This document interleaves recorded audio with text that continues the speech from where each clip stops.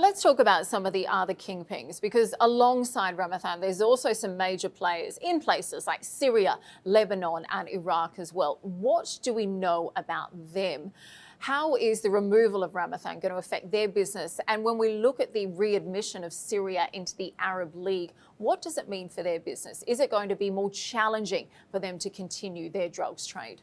I think that Ramthan's killing it has really served a message to a number of traffickers that are not as closely affiliated to Hezbollah, to the Fourth Division, and to the other key players of the regime-aligned Captagon production and trafficking industry.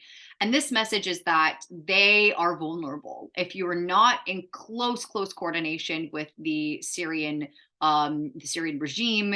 Then you have a target on your back. And because of that, I think we're going to see much more creative and sophisticated ways of smuggling and Captagon production as a result, as that threat of interdiction is high, and as all eyes are on the Syrian regime for them to crack down on this trade. And I think that in Lebanon, this is going to be the case for traffickers that are not closely associated with Hezbollah. We also have notable traffickers like Mohammed Hassan Ducot, who was imprisoned for Captagon trafficking just a year ago. And in addition to that, inside of Syria, I think we're also going to see a crackdown in opposition held areas on smaller Captagon production facilities that exist and could be targeted by the regime.